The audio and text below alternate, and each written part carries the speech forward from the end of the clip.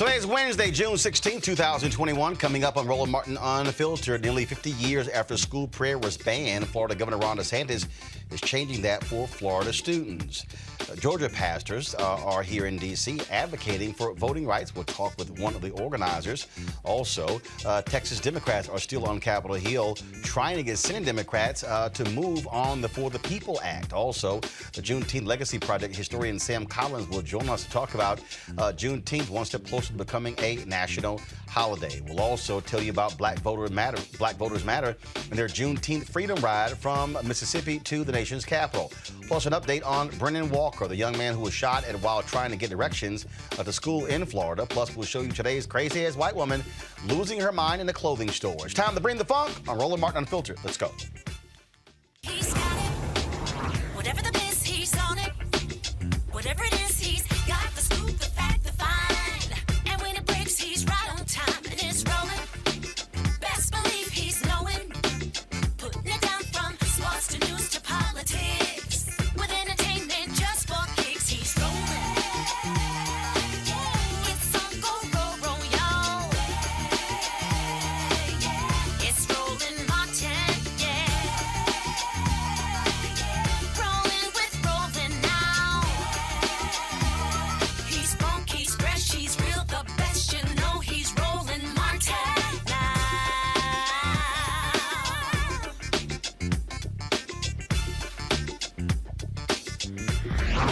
Martin. All right, folks, glad to have you here. What is going on with all of a sudden the fascination of Republicans and critical race theory? What about the attacks on the 1619 Project? What about everything dealing with the issue of race? Well, the real deal is this here. The Republican Party, white conservatives, and yeah, you can throw in a few black people with them. Their real issue is that they don't want to deal with anything with race. But that's really not the strategy here. The real strategy here is 2022. So you see, what Republicans understand is that in order for their folks to turn out, they've got to push the racial button of hatred. They've got to be advocating and creating the culture wars. They've got to get their white base, their white, uneducated, barely with a high school degree base, hyped and excited about the election. So what better way than to all of a sudden have this focus on critical race theory and race and 1619 and this is not the America. See, I've been telling y'all about white fear. I've been telling y'all what white fear looks like. And what it is this whole notion of, oh my goodness, they're taking our country. That is really the basis of everything that they focus on. They are taking our country. See, they don't consider us, African Americans and others, to be a part of the our. It's really about them. That's really what the insurrection was all about. Just to give you an understanding of what I'm talking about here. Now they're fashioning this whole thing, and this is a pretty good one here, that the insurrection that took place, you know what, that really was something the FBI made up. No, seriously, that it really was the FBI making this thing up. This literally is Tucker Carlson making this point. Watch this. Actually, every single case, they were FBI operatives, really, in the Capitol on January 6th. For example, one of those unindicted co-conspirators is someone government documents identify only as Person 2. According to those documents, Person 2 stayed in the same hotel room as a man called Thomas Caldwell, an insurrectionist, a man alleged to be a member of the group the Oath Keepers. Person 2 also, quote, stormed the barricades at the Capitol on January 6th alongside Thomas Caldwell. The government's indictments further indicate that Caldwell, who, by the way, is a 65-year-old man, this dangerous insurrectionist, was led to believe there would be a, quote, quick reaction force also participating on January 6th. That quick reaction force, Caldwell was told, would be led by someone called Person 3, who had a hotel room and an accomplice with him. But wait, here's the interesting thing.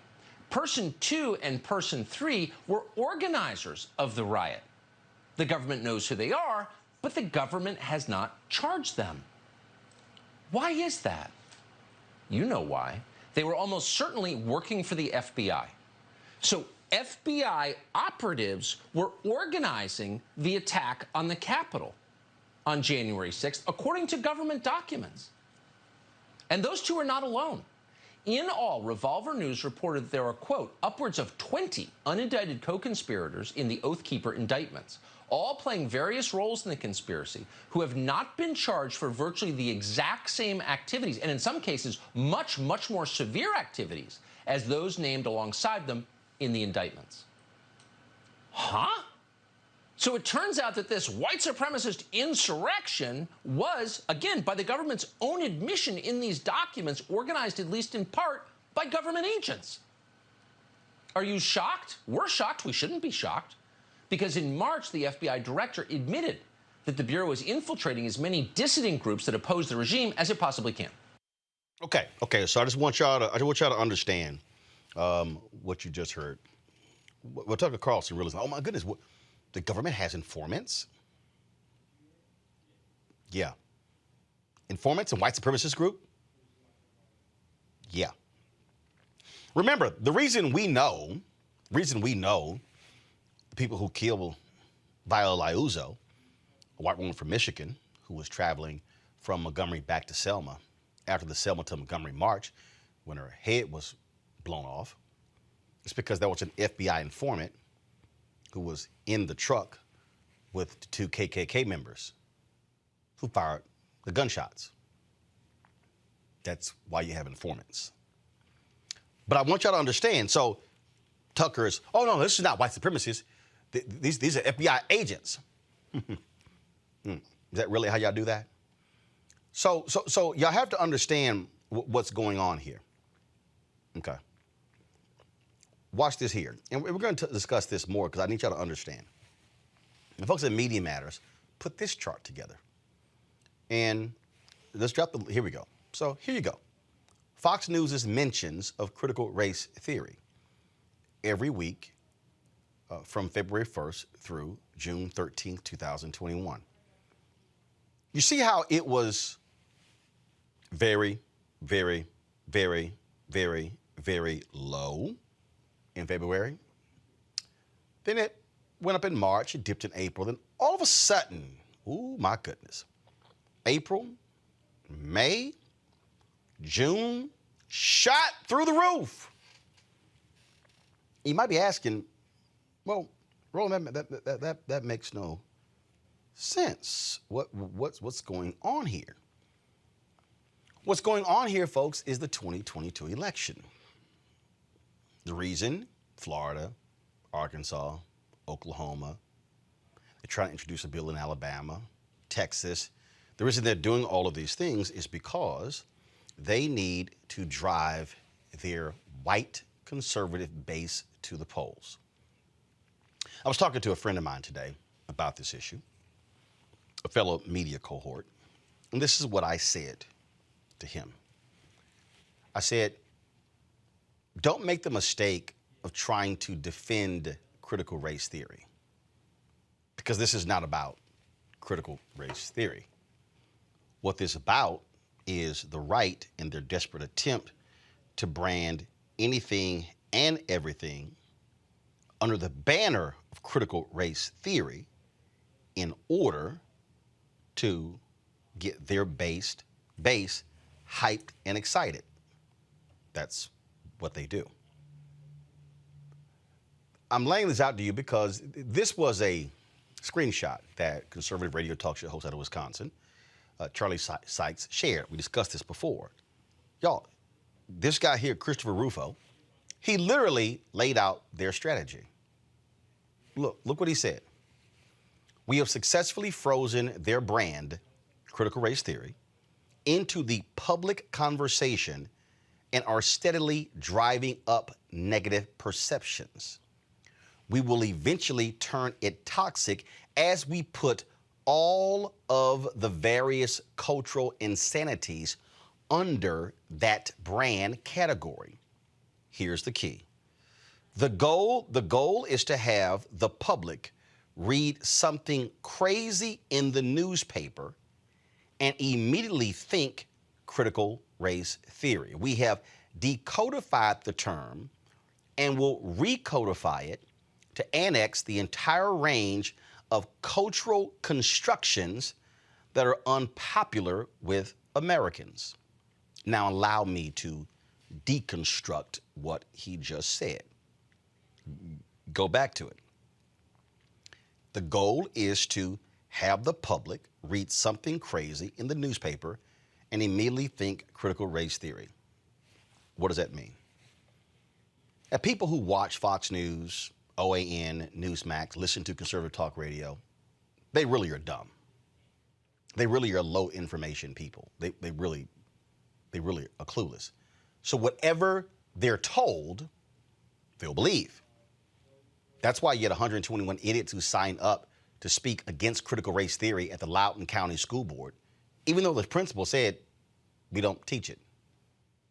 That's why you've had other educators say the exact same thing in school districts all around the country. That's why when I was debating that crazy sister from Florida yesterday, who could not even identify critical race theory.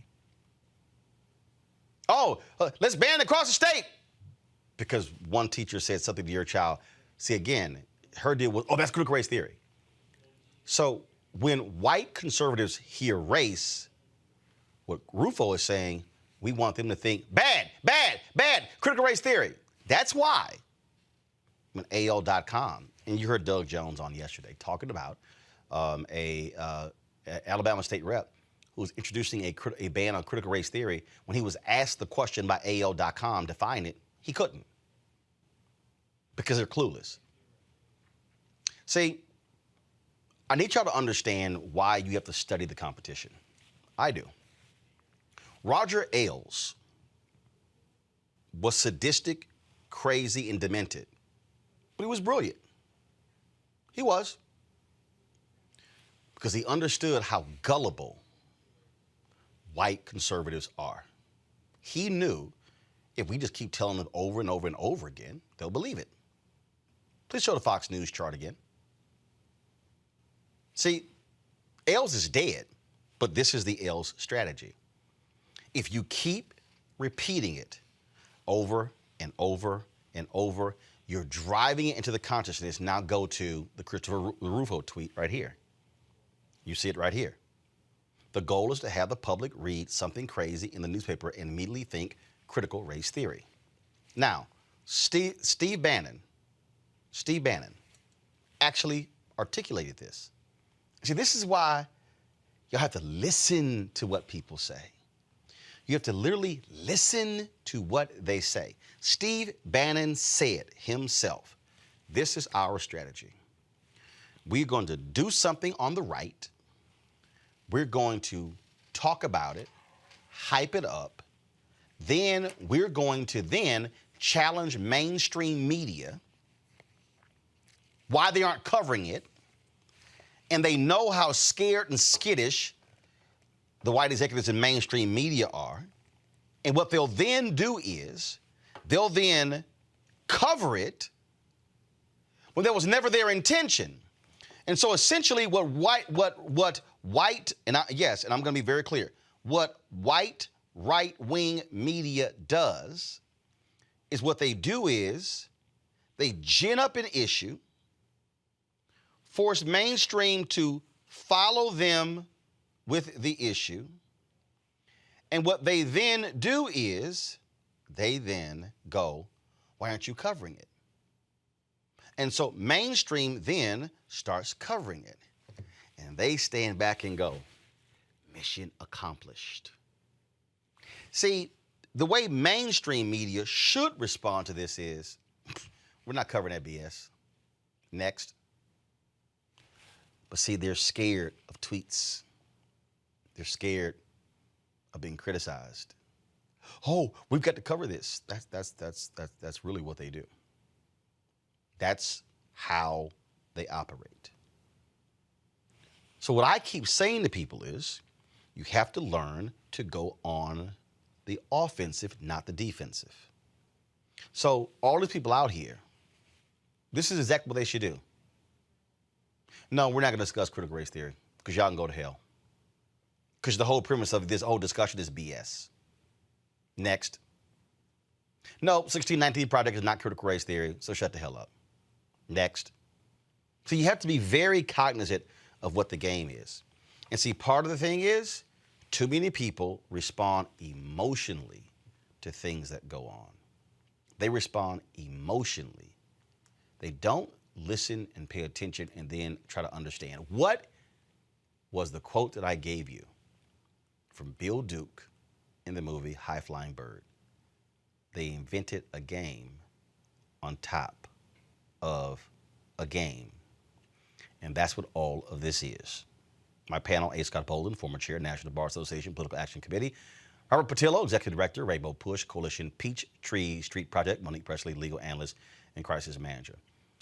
Robert, I keep trying to explain to people, you have to be smart and understand how do you counter the racial bigotry of the right. Donald Trump's entire election, him descending those stairs and coming out, lashing out, the Mexicans, and they send their criminals over here and they're raping people. It was creating this thing in the mind that was of these white voters. That's right, that's right. Finally, somebody who's speaking for me. I got to listen to the language.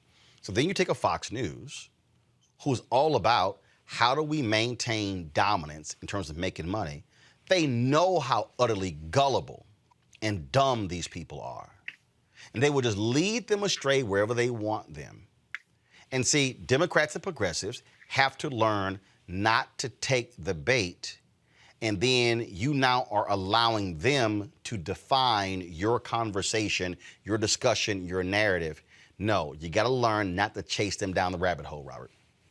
Well, you know, this is what Republicans have been doing for decades now. This is the weaponization of the Dunning-Kruger effect. You take something that people know very little about, and the less they know, the more confident they get in it, the more they believe they have an expertise in it, and they will argue you down to the mat because they are in a fact-free environment. They do not have to actually make any sense. And we see this every couple of years. Remember, 2 years ago, Republicans were claiming that Common Core was what was going to destroy public education and indoctrinate children. Before that, Michelle Obama was going to give all the kids salad, and that was going to ruin the kids. Before that, it was Sharia law was going to be infesting our kids and creeping Sharia law. Before that, it was they were going to be teaching creationism, or they were going to be teaching evolution in school, and that was the problem. And as you said with DeSantis, prayer in school was the big wedge issue they were on. Before that, it's always going to be something because they want to cover up for the fact the Republican Party ran in 2020 on no platform, no education platform, no financial platform, no foreign policy platform, no platform at all. So if you can take all these conversations about public education and turn them into critical race theory, instead of talking about the fact that Republicans have been trying to defund public schools for a generation now, or bust teachers unions, or DeSantis bring prayer back into school, or get rid of all mentions of race and racism in education, well, then now they have won, because any minute that you're talking about a fake problem that isn't even taught on anything besides the graduate and law school level, well, now we're not talking about the disparity in funding between white schools and black schools in given school districts. We're not talking about the digital divide, where black students during coronavirus often did not have access to the same levels of wireless connectivity and technology so that they could keep up. Where they're not talking about the way that students regress during the course of the pandemic, so they're coming back to school in the next fall at a lower reading level than they left at. They don't want to talk about any of those actually important issues. So these same people who are out here raiding these school board meetings, and I say the people, not parents, because we talked to some of the people at the Cobb County School Board meeting where they raided last week. Of the 10 people we talked to, not a single one actually had a child in the school, in the school district, and of the 10, 6 of them were from outside of the county. And they just kind of come in to raid these meetings to divert attention away to what they want to talk about. So the best thing to do, you can't logic with them because their arguments aren't based on logic. You can't present facts to them because it's a fact-free conversation. The best thing you can do is ignore them and change the subject to something which is actually germane to the conversation on education, which they have demonstrated they don't care about because they have no because they put forward no platform in 2020. And see, Monique, again, you always have to follow the money. So perfect example. There's a site called The Federalist. Ben Dominic, that's his site, you know, known, I think he got busted for plagiarism somewhere else, and then he left to go create something. This is the guy who's married to Meghan McCain. I'm connecting the dots here. So this is a piece here by the Center for Media and Democracy, where the Federalist Foundation's tax records And what do they reveal? That a lot of their money are coming from far right-wing Republicans, including billionaires. And that's who fund. Now, guess what? What people understand is these are the folks, they fund the Federalist, they fund the Daily Caller, they fund the Daily Wire, they fund the Heritage Foundation, which has their own media outlet called the Daily Signal. They fund all of these.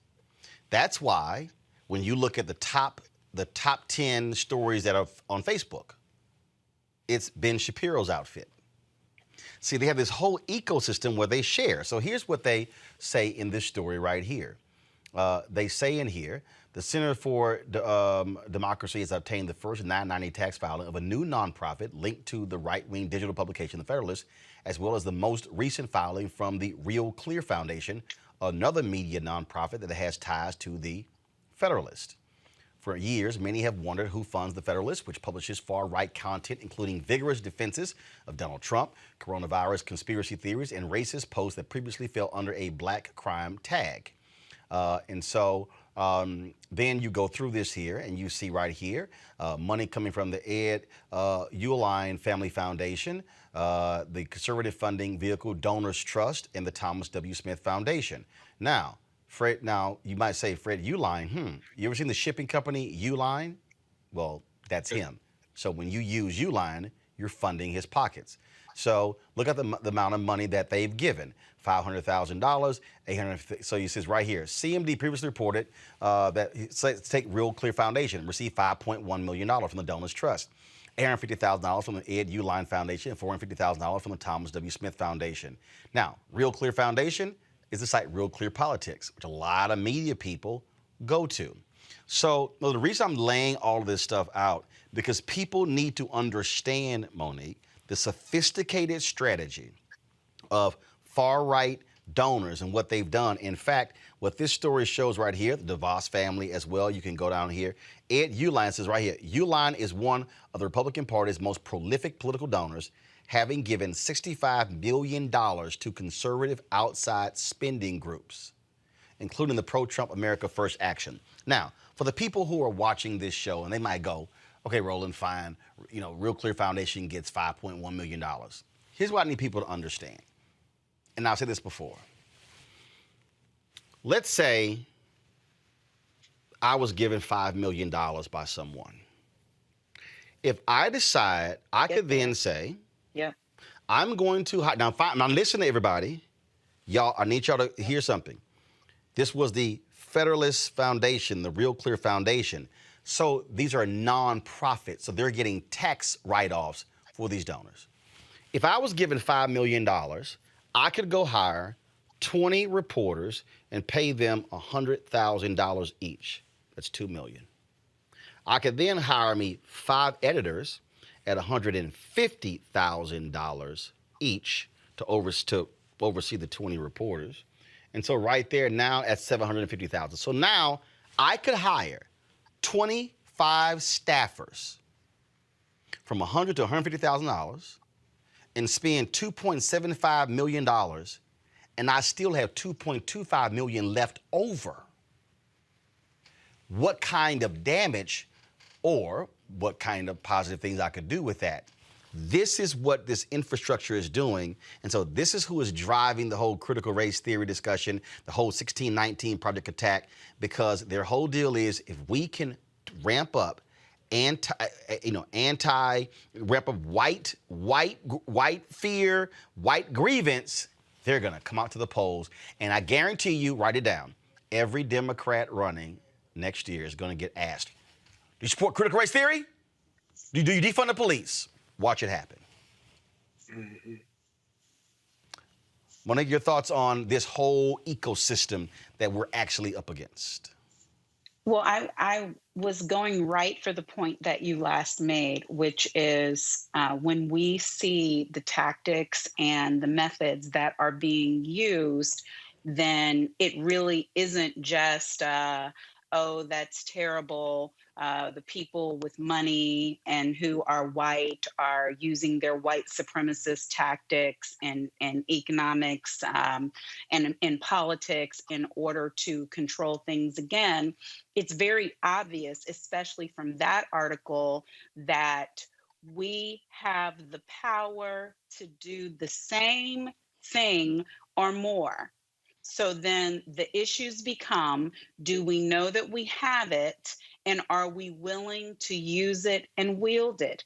Because we have individual donors in our community and also people who are true allies of our community who can do the same thing. And then we have collectively the same dollars that we are putting out in the economy in other areas and in other industries, we have it to do this. And I'm hoping that the people who are listening and watching understand that those criticisms that they throw all the time, whether it's you, Roland, or anyone else who's asking for money to fund our freedom and to fund our information and to fund our cultural advancement, that no, CNN may not be asking directly for money. ABC might not be asking directly for money. Fox might not be asking directly for money. But look at what these dwellers, these underbelly organizations of the far right are doing. They're the ones that are getting the tax-free dollars, mind you, and creating the stories way in the sewers.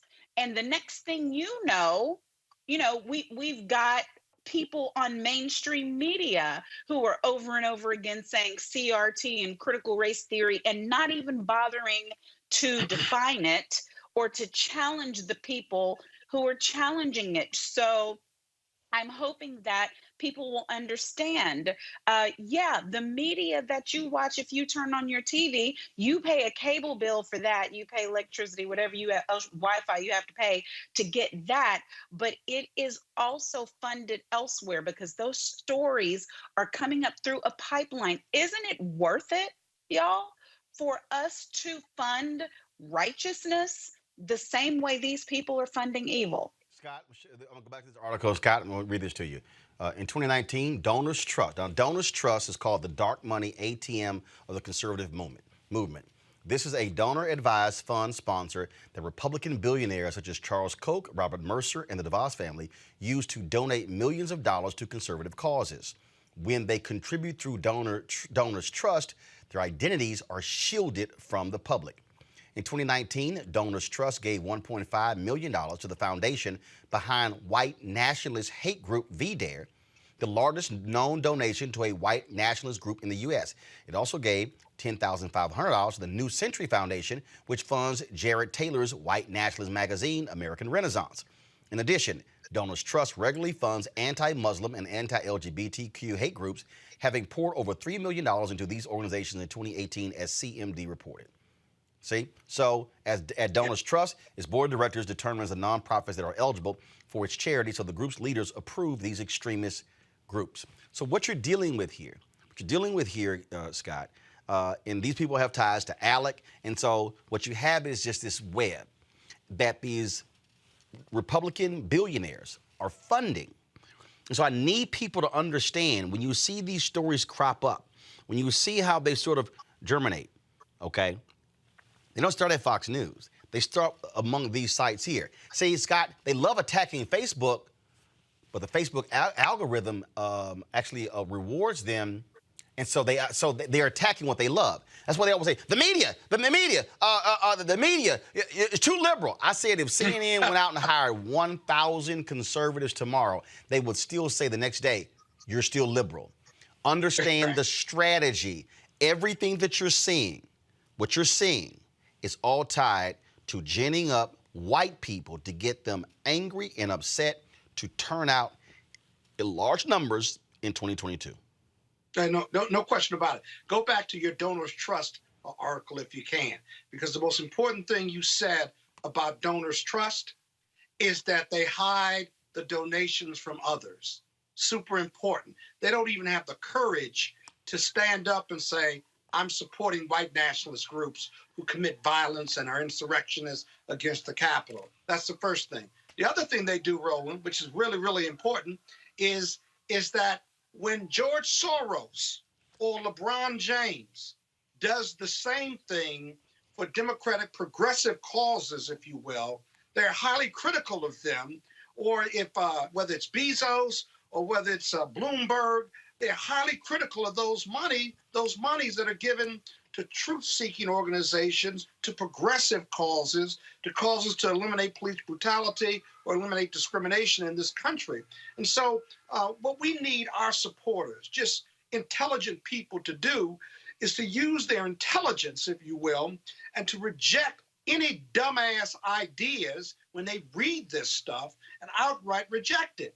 And then lastly, I can tell you that those conservative news programs, all the ones that are in the green room at conservative news agencies, all the ones that are on the air who get paid millions of dollars, I can tell you I've been part of discussions where these conservative media folks know exactly what they're doing and often insult their own followers who support conservative news programs. They know how ignorant they are. They know how uneducated they are. They know how dumb they are. And they make snide comments about them. I've been part of those conversations. And then you go on the air, and then they go to entertainment, and part of it's news, part of it's entertainment, but they know the ignorance of those who give them the ratings and give life and breath to these negative stories that are rooted in ignorance. Why? Critical race theory is about telling the truth about America. And we got like 30 states who want to bar critical race theory, undefined by them, of course, but telling the truth about systemic racism and the history of slavery. You don't want to teach young kids in public schools the truth, where you've got a fundamental problem with the basis and foundation for that type of legislation. So it's overwhelming. Democrats got to get smart, and we need some Democratic political gangsters to fight back against the Republican gangsterism that you've been discussing the last 10 or 15 minutes of this show. Well, I think part of the problem is you have billionaire Democrats who don't know how to fight, don't want to fight. And then they want to be so hoity-toity without realizing, no, you got to sit here and get. You got to get down and dirty. Hold on one second. I'll just give you an example. Hold one second. So, for instance, the Center for American Progress had a very large news operation called Think Progress. Mm-hmm. They allowed it to go out of business. They were like, well, it wasn't making money. Guess what? These Republican billionaires, they don't give a damn about the Daily Caller or the Federalist making money, because they set it up as a nonprofit, and they're going to say, don't worry about it. We're going to give you $5 million next year. Last point, PragerU, folks, read the New York Times story. They got $22 million in their first year, $7 million from two Texas billionaires. They raised $28 million the next year. That's how they can get 1 billion views, because they can buy the traffic. So I just want people to understand. We're going to keep covering this. I just want people to understand what's going on here and learn not to chase things that they bring up. Be very mindful of where these controversies originate from, so we're not playing their game. All right, folks, let's talk Juneteenth.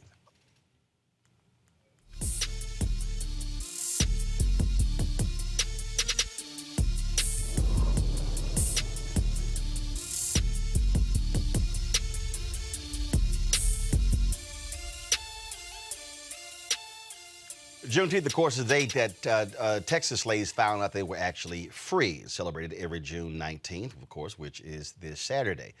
Now, we are one step closer to Juneteenth becoming a national holiday.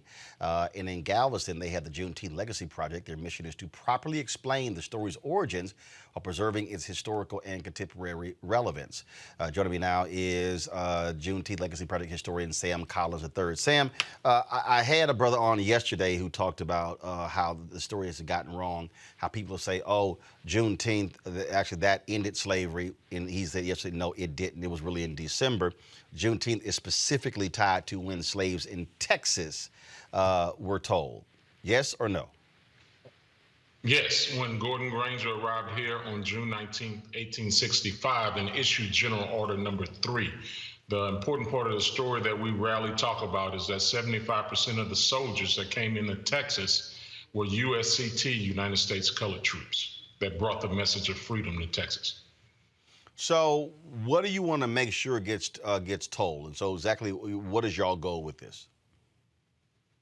To expand the narrative with this 5,000 square foot mural that's on the side of the old Galveston Square building, painted by artist Reginald Adams and his team, the creatives, Kadavian Baylor, Dantrell Boone, Joshua Bennett, Cherry Meekins, and Samson Adenube.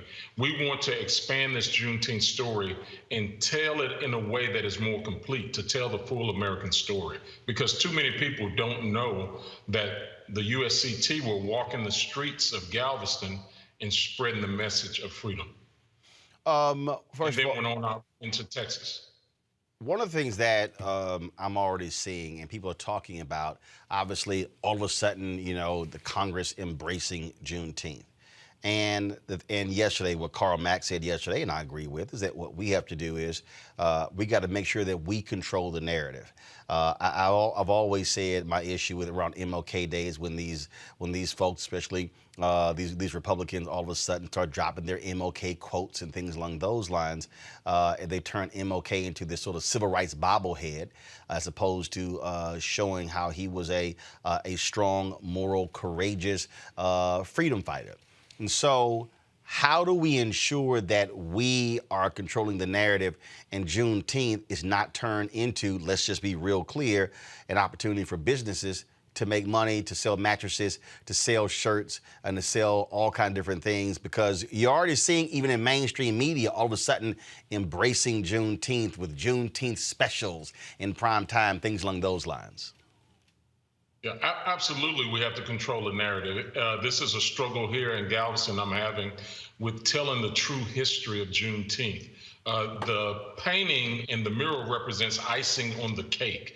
On the building, you see the icing, but as a historian, it's my job to tell you what else is in the cake. See, behind the paint and plaster are the bricks that make my heart ache. And these are the bricks that laid the foundation of this economic system in America that we call capitalism. And you don't always see the bricks, but you always know that the influence of the enslaved people are there. So Saturday at 4 o'clock, we're going to dive deep into this conversation with Dr. David McNally from the University of Houston and Joe McGill from South Carolina and myself. We're going to have a deep conversation. Everybody wants to come to the party and the celebration Saturday, and we welcome you to Galveston. But we want to dive deeper into this conversation, to your point, so that we could control the narrative. And so while these things are happening on the national level, what is your advice to folks who are watching to ensure the exact same thing doesn't happen, where it becomes whitewashed and all of a sudden you really don't have the full story being told? Well, I think it's very important for those that have been telling this story for decades in our communities. In most communities, there's a local historian that may not have been an academic person or teaching in the school, but there's an organization here like the Cultural Center. They've been working in this community to tell this history story for 30 years, and it's important that we support organizations in our community that have been doing the work. Last year, Juneteenth became popular, and all of the money is flowing into all of these new organizations, and we need to make sure that our existing organizations that have been on the road, the National Juneteenth Observance Foundation has been in existence since 1994. Like I said, NIA's been here for almost 30 years, started in 1992. We need to make sure that this money is being funneled into these organizations so that they could tell their stories and not have this paternalistic relationship in which when funding comes in, they tell us what we can and cannot say. We have to create our own platforms and tell our own stories, stand flat-footed and tell the truth. I would rather fast on my feet than eat steak on my knees. So be careful taking funding that is going to require you to be quiet. Remember that you must speak up and speak truth to power in this moment. All right, Sam Collins, we appreciate it, man. Thanks a lot. Thank you. Monique, I want to go to you on that particular point when I talk about, again, controlling the narrative. You're from Galveston, so other than me, you're the other Texan here, and again, we can already see the wheels turning. We can already see. I'll give an example. That was a major bank that was going to want to do this big Juneteenth initiative. and it was really unclear what the hell it was. And so we laid out really an informational piece, number of different things. Then it was like, nah, we're just going to sponsor an event. And I just start laughing. I'm going, I guess y'all ain't really serious about this whole deal. That's the whole other piece, making sure that this doesn't turn, oh, I got a day off. No. What the hell this is about. That's critical.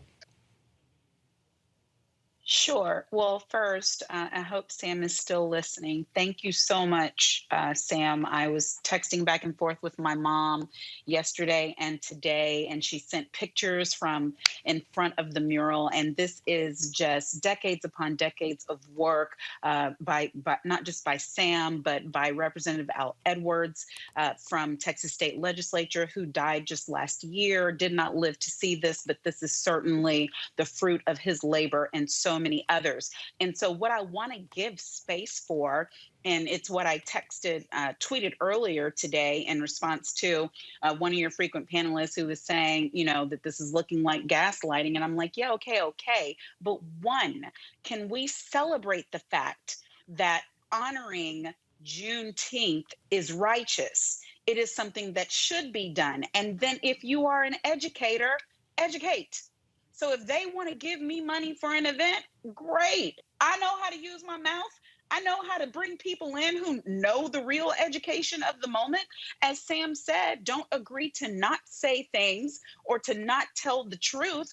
But if they want to support and encourage, I don't have any problem with the Juneteenth t-shirts. I want to tell the story as many times as I possibly can, because especially for me, these are my ancestors. This is my great grandfather who was right there at Ashton Villa when this announcement was made by Gordon Granger. He became an emancipated former slave. So that is my life and legacy, and every opportunity we have for people to understand that even once the freedom was declared on the East Coast, it took almost 2 years for people who lived in the South to have those same freedoms. They were free in law, but not free in body. And that is what we are dealing with right now in this country. So, y'all, keep the main thing the main thing. Yeah, people are going to try to do what they're going to try to do with it. Same as 4th of July. Same as MLK, same as Christmas for that matter. Commercialization is what it is. The money train don't stop, but we have an opportunity. And I'm thankful for everyone who banded together in order to make this possible. Go G-Town. Robert, the thing for me is real simple on this. I can be supportive and thankful for Juneteenth being a national holiday and demand an anti-lynching bill and demand the George Floyd Justice Act and demand the For the People Act, and demand the John Lewis Act. So I don't have to sit here and go, people are like, oh, they just want us to forget. No, I ain't forgot a damn thing. I want all of it. I want the whole damn menu. Well, I think that's what's important, that we now have an opportunity as a community, and we have to take advantage of that and make sure we keep control of this. We do not want Juneteenth to turn into Black Cinco de Mayo. The first time we see a little white girl named Megan dressed up as Sojourner Truth to get free shots, I think all of us will realize that we messed up somewhere. So we're going to have to keep this in line, keep this where it needs to be at. Even in Atlanta, recently we started seeing pop up Martin Luther King day parties and twerk fest and strip clubs giving away free giveaways to celebrate Martin Luther King. The community has to come together and keep these things in line and make sure we're educating people and that they understand the true impact of it. And declaring it a national holiday is step one. Because what it leads to is America acknowledging the damage of slavery, acknowledging and spending a day to realize that, yes, millions of Africans were kidnapped from their homes, enslaved for hundreds of years in chattel slavery, genetic slavery. Based upon the blood in your arms, you are owned by another person for hundreds of years and then released with no recourse, no land, no property, no money. They then tended those same fields, those same houses for decades thereafter. Deep into the 20th century, there were still people sharecropping. That many of us grew up knowing that in conditions not much different than slavery themselves. So as we have this conversation and understand where we come from, now is where we can take it and move the ball forward. It is step one. So now that you recognize what happened, now that you declared a national holiday for the release, now we have to start talking talking about the reparative measures that were never made and how we move that forward towards reparations for our people. That is we're at the first step, the precipice. That doesn't mean you quit and go to the twerk party. That means you keep fighting, moving forward, and change the narrative until we can actually get the type of reparative actions that are needed to repair the damage done to our community after 400 years. I'm going to bring in, before I go to Scott, I'm going to bring in a former CEO of DeKalb County, Georgia, and Pastor Lee Mayo, Transforming Faith Church. And the reason I'm bringing him in, because we're going to talk about this issue and voting as well, and all these things go together. Lee, I think some people need to understand that we can actually fight for 4 or 5 different things at one time and can be appreciative of one of them. So, look, we fully expect the House to pass this to make Juneteenth a national holiday. This also means that while all of these white folks are running around trying to pass these laws, not wanting to teach American history, guess what? You make Juneteenth a national holiday, you're going to have to talk about why you even had Juneteenth in the first place. What created it? What caused it? Were the slaves actually freed on June 19th? As Karl Marx said yesterday, the answer is no. So my whole deal is, now we can sit there and say, national holiday, now y'all can't act like you can't teach it, because it actually now is a national holiday. So let's talk about it. Yeah, man, we can walk and chew gum at the same time, man. We can deal with issues of the reality of the history of this nation. We can deal with things like reparations. We can deal with voting rights. We can deal with just things that are connected to the Black and brown experience in this nation. So, you know, we all this stuff that's going on, we don't want people to get it twisted. We still need to be fighting for all the issues that affect our community. That's why, you know, I've been here in Washington, D.C., fighting for free and fair elections in our country. You know, I'm from Georgia, and we led, unfortunately, this voter suppression, and I say we loosely because I didn't have anything to do with it. We were trying to fight against it, but all of these voter suppression laws, and we know what the cure is. The cure is federal legislation that will protect our vote and expand opportunities for people to access the ballot box. So, man, we've been here pushing. We've been here fighting.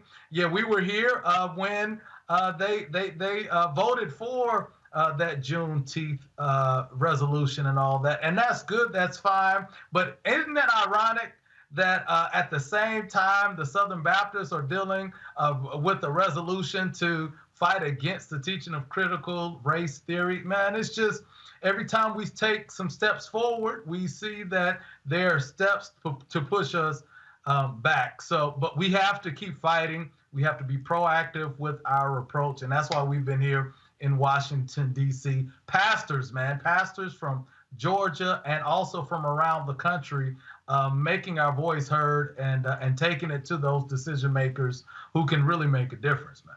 Scott, the reason I pull all these things together, I think about this very issue in terms of what's going on in the country right now, and I think about how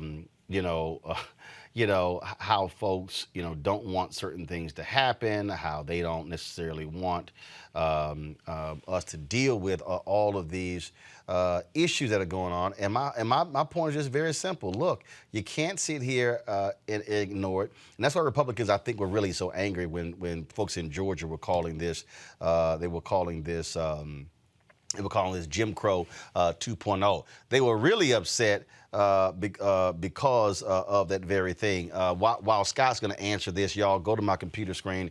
The House is actually voting on the Juneteenth bill as we speak. Scott, go ahead. Well, let me tell you the problem with everything that's being said. I can't tell whether you all are bragging or complaining about the passage of this bill. I'm sorry. Well, actually, that means you can't pay attention. No one is sitting here. No, not one person is complaining. Black people. Not one person is complaining. On this panel, barring the pastor, is you have a national holiday for Juneteenth. You're complaining about commercialism. Hold on, stop. What the hell are you talking about? Did you not hear what Monique had to say? Stay committed to the cause, yes.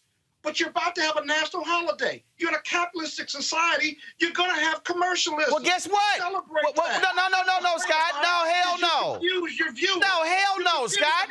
No, Scott. Actually, actually, Scott, actually, Scott, you're not paying attention. Actually, actually, the problem, Scott, is you fell asleep. Actually, My Scott, goodness, you confused people. Scott, you probably Are you bragging or complaining, Scott, you're Roland? confused Are you because you bragging fell or asleep. complaining? You're confused because No, you I fell didn't fall asleep. asleep. What I said is, heard we what must you control said, the narrative. We the must brother from control Atlanta heard the what he said, too. narrative. And it's the And same. I was confused. I couldn't tell whether you liked Juneteenth or didn't like Juneteenth. Well, that's pretty 'cause it stupid. came with all these other issues that you want to complain about. Well, that's pretty stupid if you couldn't figure out. It must be pretty stupid if you couldn't figure out if I support Juneteenth being from Texas. That's about the dumbest thing in the world. I mean, I know you're a Catholic, but damn, don't be that dumb. I'm from Texas and support it. What I'm saying is, Pastor, what I'm saying is here, Pastor. What I'm saying, Pastors, is here. What we have to do is control the narrative. Because again, if we allow other folks to define, and I'm using MLK as a reason, we go to these events, and I even tell black people, stop just quoting two MLK speeches. He was deeper than that. So my deal is, when you lose the essence of the event, you let somebody else control the narrative. It ain't hard to say control the narrative. Pastor, go ahead. Well, can we stop and have a I word said of prayer pastor. first, y'all? I said Scott, you're not a pastor. Can we stop and have a word of prayer? That's not fair. That's Scott, let me help you out. When I say pastor, I'm referring to somebody who's actually a pastor. Uh-oh. Your ass ain't a pastor. You ain't even a deacon. Pastor, go right ahead. You ain't even an elder. Christian, so I'm gonna let the pastor go. No, you're not gonna let the pastor go. I'm gonna he gonna talk because I gave the directive. Pastor, go ahead. I agree with your directive. I agree with it. Yeah, of course you do. I think, Pastor, go ahead. One, I think y'all need a resident chaplain to be the referee between y'all. Number one, but I believe here's what I think, y'all. Inevitably, this happens with human nature. Period. It definitely happens in our community. We take issues. We take things that have this pure kind of thing around it, and inevitably, human nature is to commercialize it. Is to pivot away from its original meaning and all of that. And with the passage of this, if this does become this federal holiday, I think we have to be focused on what it really is about, man. We can't veer off and go down this commercialization kind of road, this monetization of it as well. We need to hold it as an opportunity to discuss for this nation what this really means, man. This nation has a history that goes counter to what we like to communicate publicly. You know, we like to tell the good, sweet nothings about this nation's origins, about how we were founded and all that. And this nation, particularly its leadership, likes to skip over the fact that we stand on stolen land. You know, that we used forced and violent labor to build this nation, and have not done what the Bible calls for us to do, which is to offer restitution for our sins. You know, and we have to, this whole federal holiday, honestly, y'all, I don't think one way or another about it. It's if it passes, which it looks like. It's going to pass. It's going to pass. It's going to pass. If it passes, or when it passes, those who understand the background, the history of this nation, man, we have to make sure that we continue to educate. Look, in the Bible, in the Old Testament, I think it was in the book of Judges, it says, there arose a generation that knew not the God of their fathers. What does that mean? That means that when this new generation, the millennials, the Generation Z and all of that, when they arose, somehow they didn't know the God that took our forefathers and foremothers from Jim Crow, slavery, and all of that. We have to do a good job of passing down the story of how we've come to this point in our nation's history, the good, the bad, and the ugly. We can't be afraid to teach the truth to all the power structure who don't want to acknowledge this and whatever. And we have to embrace the real meaning of what we are, quote unquote, going to be celebrating. So Monique and Robert. May I? Yeah, speak? but Monique, the reason I'm pulling all these things together is because they're all being discussed in real time. while this is happening in the House, there's a negotiation still happening in the Senate over the George Floyd Justice Act. You now have today, we'll talk about it a little bit later, this framework of a new voting proposal that Senator Joe Manchin has put together that could actually put into federal law voter ID and stop no excuse absentee balloting. We could talk about all of these things together. And that's the point I was making. You probably got it. Robert probably got it. I don't understand why Scott couldn't understand it. But Monique, go ahead. Monique, go ahead. Don't complain about Monique, go ahead. Yes. So Scott did. I want to try to assist because he did text me at the beginning of the show and say he was having problems with his audio. And I have to believe that it's those problems that prevented him from hearing me say congratulations to Sam Collins. Did you? Okay, don't interrupt. And the reason I can confirm, what you said, Monique, because Monique sent me a text at 6:17. Scott can't hear the show. Monique, continue, please. Monique, continue, please.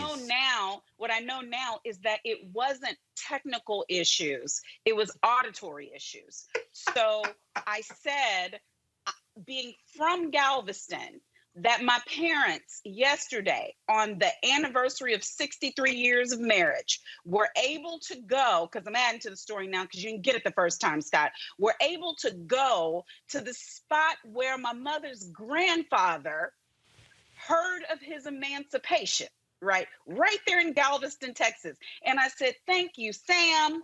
Thank you to the decades of work of other people. Thank you to Representative Al Edwards, who isn't here to celebrate it, but died a year ago after all of his hard work. And I said, let's be mindful to take this win and that this is a teachable moment. We don't need to be concerned about commercialization. They commercialized July 4th, Scott. Exactly. You still sell it. Okay, but you should have amen the first time instead of saying that I didn't say something, Scott. They commercialized Christmas for the pastor who's here on the panel. You know, we're not saying get rid of high holy days because they are all opportunities for those of us who know how to teach.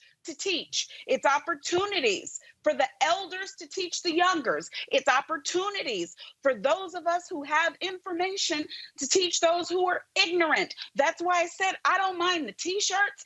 I don't mind any of it. First of all, if it brings commercial industry to my hometown who has suffered and rebuilt after hurricane after hurricane after hurricane, stop talking, Scott. I for real am still talking. If it does that, then I am in favor of it. But Scott, you agree, but you missed it. All I'm trying to do, because if you missed it, then maybe somebody else missed it like you, is say, guys, don't allow our cynical nature where anytime we get anything good, we know that something else bad is around it and they're gaslighting and etc. We have the power to control what is done with this. June 19th was the day my grandparents got married. And before one of them went home to be with the Lord, they had celebrated 62 years of marriage right there in Galveston, Texas. They moved the property from where my grandfather was a sharecropper down to a block from where my parents still live. So listen to me. I done been in every Juneteenth parade. I've twirled batons.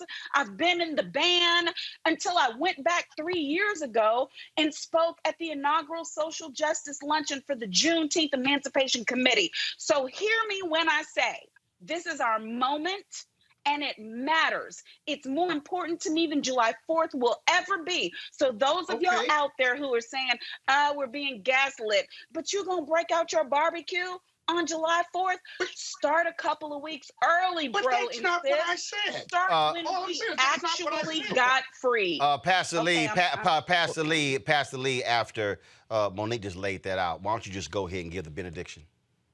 Amen, y'all. Amen. But let me say this one thing. Something that's super dope for me right now is my mom and dad, Reverend Lee May Sr. and my mom, Diane May, will be celebrating their 50th wedding anniversary on Juneteenth. I think that's cool. So, I just had to say that to make me a good son. But yo, we gotta look. Let me tell you something. Let's not fight about this. I think this could be a good thing. If it's commercialized, it is what it is. But let's keep it as a teachable. Lee. Pastor. Lee, ain't nobody fighting. Ain't nobody fighting. Every Wednesday, there are 3 sensible people who are on this show. There's always that ignorant, wild, crazy uncle. You missed one. There's always that one. There's always that one who is that far from being committed, and so that's what we got. That's what we got to deal with. Pastor, continue to press the folks on Capitol Hill when it comes to voting rights. We certainly need it. Thanks a lot. Appreciate you, man. Thank you for having me on. Going to a break. We come back. We're going to talk about Senator Joe Manchin. Yeah, this voting proposal he has. I don't know. That's next on Roland Unfiltered. I believe that people our age have lost the ability to focus the discipline on the art of organizing. The challenges, there's so many of them and they're complex, and we need to be moving to address them. But I'm able to say, watch out, Tiffany. I know this road. That is so freaking dope.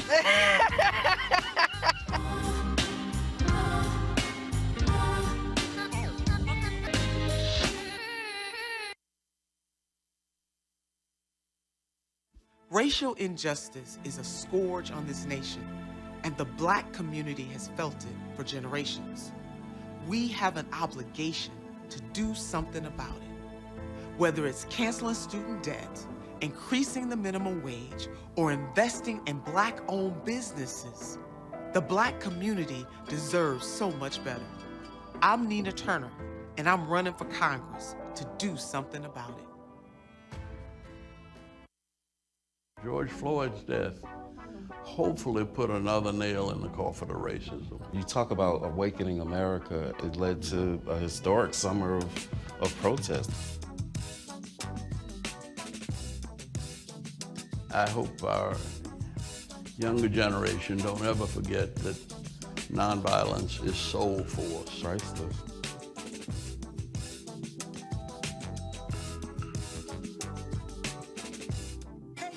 Join the blackest bus in America and hundreds of organizations on a freedom ride for voting rights.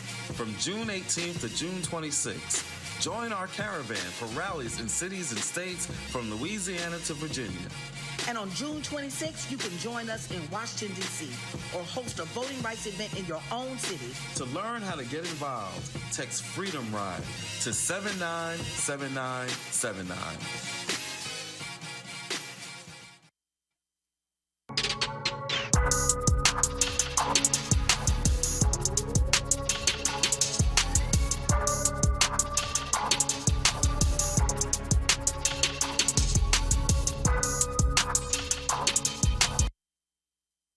Cece. Yes. What's happening? Good to see you. I'm Likewise. good. Likewise. I'm good.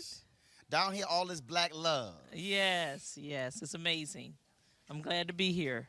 Well, it's all, I tell people all the time, if they have never actually experienced, this is my 9th consecutive Essence Festival. It used to be Essence, I'm sorry, it used to be Essence Music Festival. That's now right. It's just Essence Festival. That's true. 9th consecutive. And I really tell people, it is just something unique about black love and how we are received by our people here. Pretty amazing. Pretty amazing. I would agree. Whenever you're received by your own people, your own culture, I don't think there's anything that compares to that. Mm-hmm. And to see us all doing something together in unity, having fun, enjoying the weather, enjoying the different gifts and talents that come out of what God has given us, it's a great thing to experience. And they also all think they're your cousins.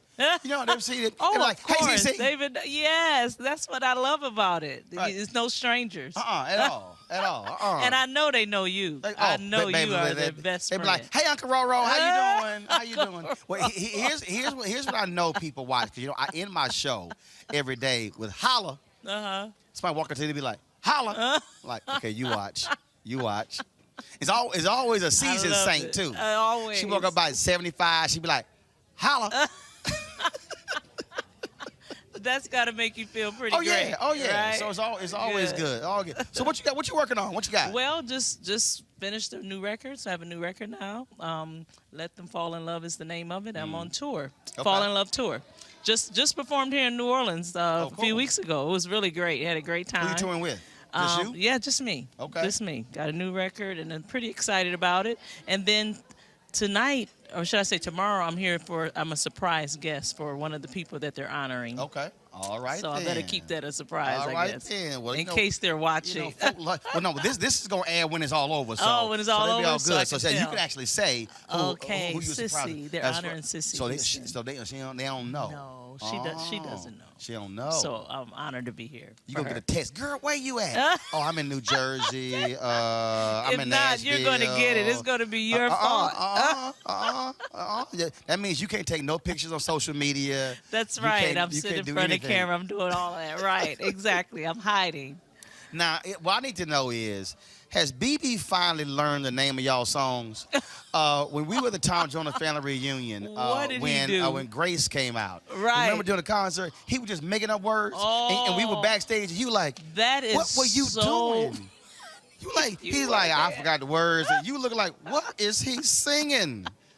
You know what? It's always hard when you come out with something new. It's like you better go in there and practice. Right. And you know, BB, he doesn't think he has to practice. He was sitting there just 'Cause making it up comes words. easy for him. Most of the time, I have to work at it. He does it. It was too funny because you like. You saw it. Oh no! Because remember back afterwards, I saw it, and then afterwards, you like, what were you doing? He's like, I just forgot the words, so I just started making up stuff.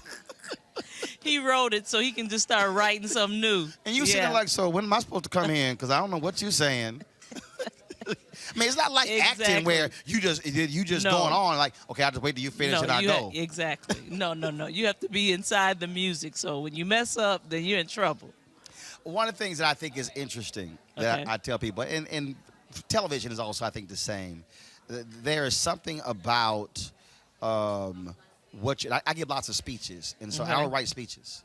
You don't. I don't write them. So Okay. I literally allow for the discernment in the room where I get a sense of the feeling in the room. Wow. So, I mean, literally. I mean, I let the room speak to me. Wow. And then that dictates. So there are times when, before I speak, if the room ain't right, like I'm not saying much. I speak to everybody gregarious. Sometimes Right. I'll be sitting and people are like, are you okay? I'm like, no, I'm fine. Wow. Cause I'm about to kill y'all when I get up there. Cause I got something to say to y'all. Cause there's some issues in this room.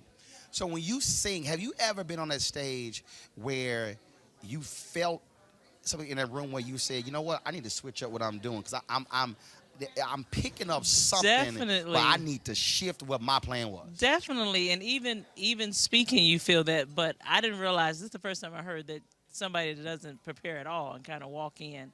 Well, you kind of know what you're gonna do, but no, I just tell but them you let the room I just tell tell them you how much time I got. Wow.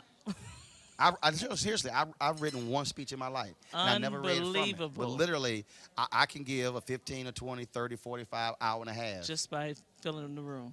Yeah. Wow. But yeah, definitely that happens to me a lot.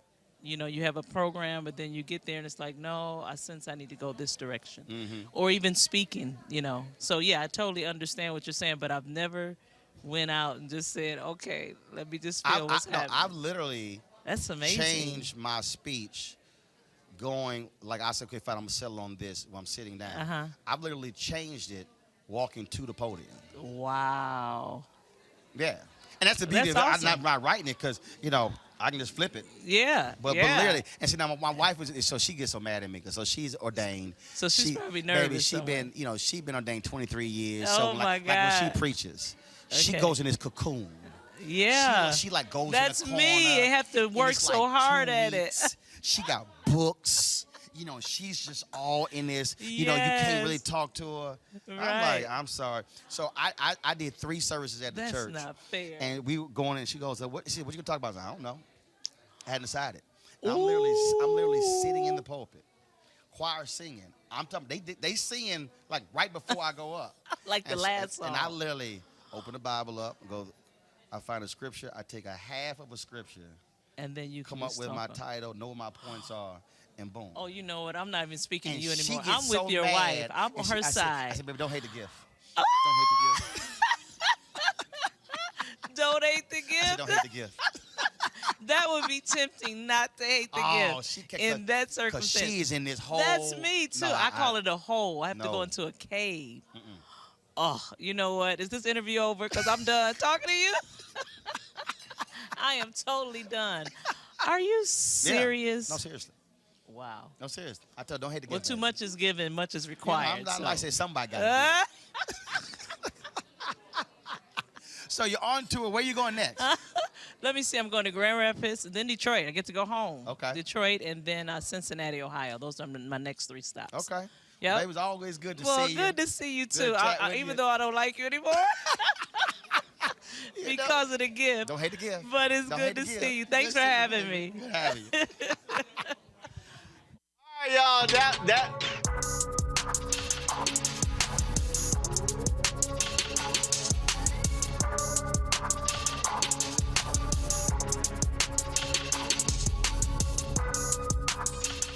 All right, folks, that was great. So every day here on Roland Martin Unfiltered, we're going to have a Coca-Cola Essence Festival throwback where we're going to show you some of our greatest moments from previous Essence festivals.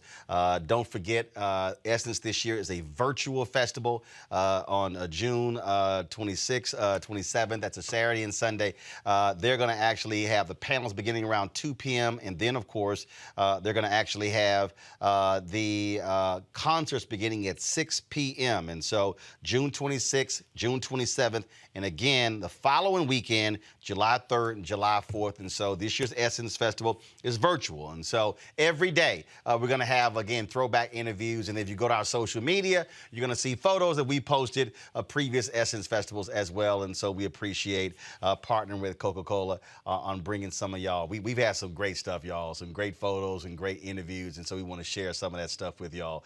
And so we certainly appreciate it. Thanks a bunch. If you go, let's go right here to the floor of the U.S. House. This is a live look on the floor right now. I don't think everyone has voted. First of all, you can see only 14 Republicans are on record voting against making Juneteenth a federal holiday on June 19th. And so in just a moment, we expect Texas Congresswoman Sheila Jackson Lee. No, she is going to make the announcement of the bill's passage, and so obviously it is fitting to have a member from Texas, a black woman from Texas. Of course, the first African American from the South who was elected to Congress was Barbara Jordan. Barbara, the seat that Congresswoman Sheila Jackson Lee is in, that is the seat of Congresswoman Barbara Jordan. She, of course, was followed by Congressman Mickey Leland, the late Congressman Mickey Leland, who was a great man, despite going to Phyllis Wheatley High School. That was our rivals at Jack Yates. Then he was followed by, of course, Congressman Craig Washington, and then followed by Congresswoman Sheila Jackson Lee. And so when they finish tabulating the votes, then we will go live to the floor of the U.S. House and talk about this issue. Robert, before we went to the break, I talked about this new proposal that's been floated around where Senator Joe Manchin of West Virginia has been negotiating with some other Republicans. And one of the things they're talking about is actually making voter ID federal law, but also providing for some other alternatives to be able to show your ID, such as utility bill. But they also are going to, as a part of this thing being discussed, also not allow for no excuse absentee balloting. And there are a lot of Democrats who say, no, forget that. So he sort of lists the things that he doesn't like in the For the People Act and grabbing some of the stuff that he does like, putting it all in the John Lewis Act. And the discussion being held is that, hey, he thinks he can get the more than 10 votes necessary from the Republican side to break the filibuster. Your thoughts on this so-called workable solution?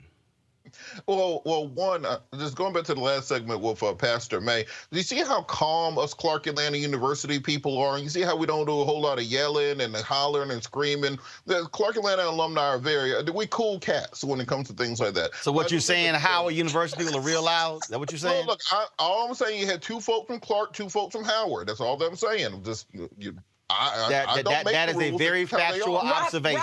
Robert, is that really what you want to do today? Look, I'm just saying, really? we were over here Okay. chilling. Me and Lee, we good. I'm just, I don't make the rules. The rules, No, the I people mean, saw what happened. Let's go you have get him. room Let's for go all get him kinds of now. analysis. See, If already. that's what you want to do today, the way that I am with you, I mean, I never leave you. And this is what you want to do? We here, we on it. But back to Joe Manchin. I think the Manchin you are. In fact, I proposal. wouldn't take that if I were you. But Look, okay, I I'm think back the Manchin I know I'm proposal. back You're in the so rest of the show. messy. Scott, you are so messy. I wouldn't take that. He's a Kappa. Robert, go ahead. I think the Manchin proposal is dead on the arrival of the Democratic caucus. Let's understand something, that he's trying to bring 10 Republicans over. It doesn't matter what they put in the bill. You're not getting 10 Republicans as long as it has Democrat on it. They could actually bring, Joe Manchin could sponsor a bill to bring back Jim Crow and slavery every third Saturday, and Republicans would not support it just because it has Democrat on it. Mitch McConnell has already said the era of bipartisanship is over. Their only goal is to make sure that Joe Biden has no legislative victories, nothing to campaign on in 2022 and 2024. So this idea you're going to negotiate with them, then somehow get these 10 Republicans. What 10 is he going to get? Where's the math at on this? And at the point that you pass a bill that is so Republican that it betrays the actual soul of the original legislation, that's not a compromise. That is selling out. So I think it's a ridiculous conversation. If you don't want to pass it, then let's start over and rebuild a bill from the bottom up after we get a bigger majority in 2022. But this idea of selling out to the Republicans in the name of bipartisanship, I don't think will float with the Democratic base. Scott? Yeah, we talked about where Monique, hold on. Monique, hold on. Scott? Robert? He needs to watch Toy Story again. Okay. Scott, go ahead. Yeah, I think my colleague from Clark, Atlanta, is absolutely right about this. Let me tell you why voter ID is really dumb from a legal standpoint. In most jurisdictions, if you don't have ID or you're in the wrong precinct, it's a challenge ballot, basically. They let you vote, and then when they go back to tally, they put challenge ballots in another bucket, and they, at some point in the next 24, 48 hours, confirm, cross-reference, and what have you, and your vote may count, or if they can't make the match, then it gets thrown out as a challenge ballot, if you will. So upfront voter ID, especially when as long as you're not registering, if you will, but you're just trying to vote, voter ID laws simply don't work. They're worse than a poll tax, if you will. And these other things that are in this bill are just contrary to what the Democratic reforms are. Because remember, the Democrats want as many people to vote as possible under our democracy and Constitution. The Republicans, because their views are not popular and they don't help America. Democrats historically, at least over the last 20, 30, 40 Allow me, years, Scott, 1 always second. Let's go to the Scott. Let's go to the floor of the House of Representatives. Go. On this vote, the yeas are 415 and the nays are 14. The bill is passed. Without objection, a motion to reconsider is laid on the table.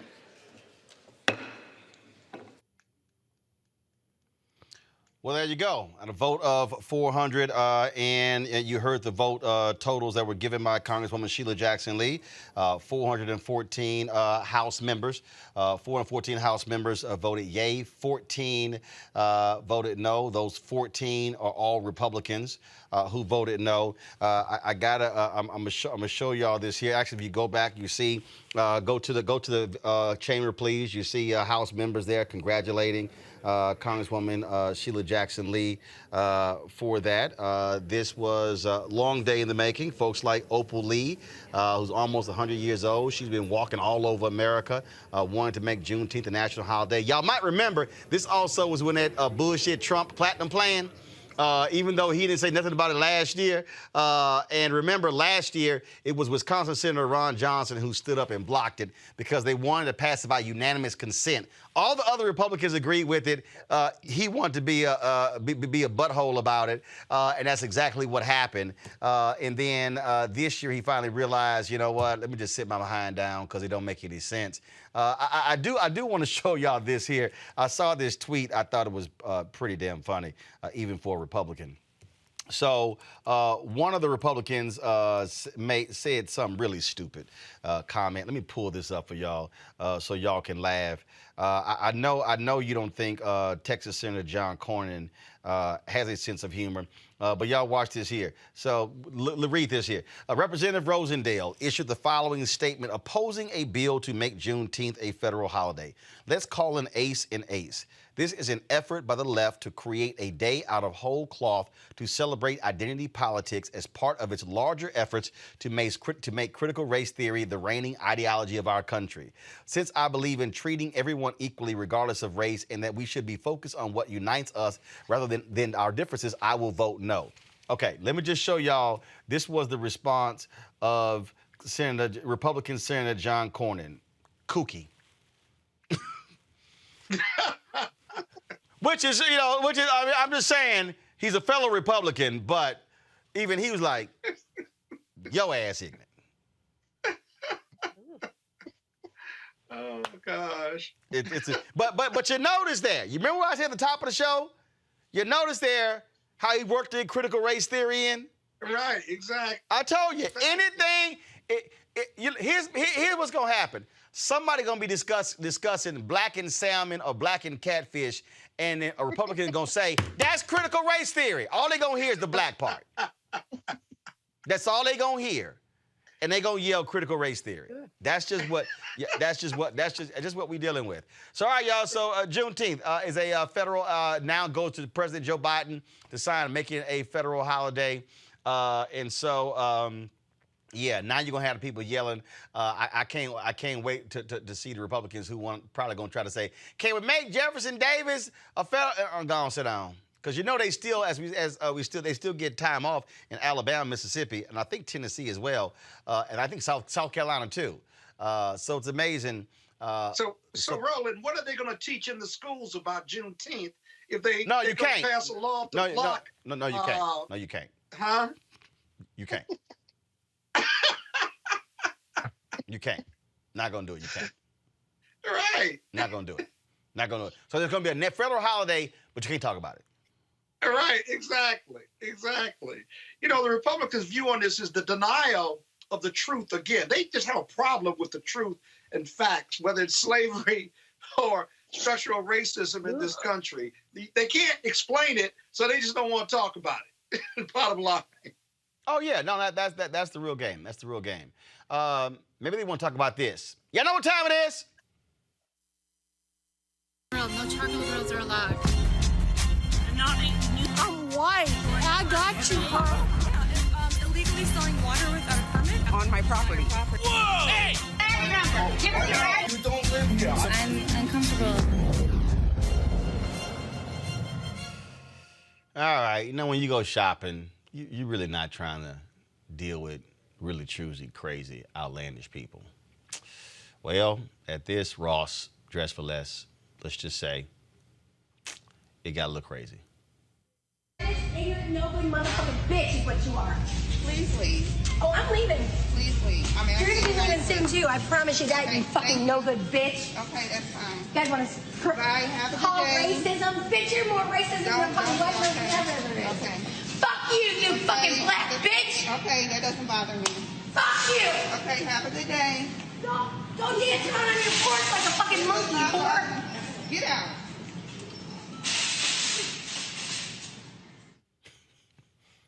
White woman call her monkey. His sister's kind of like, yeah, okay. All right.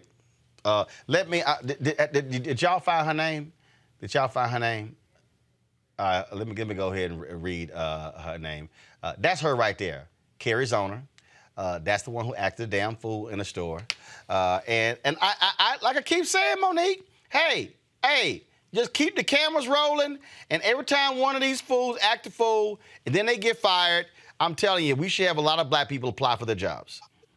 But Roland, what was she so mad about?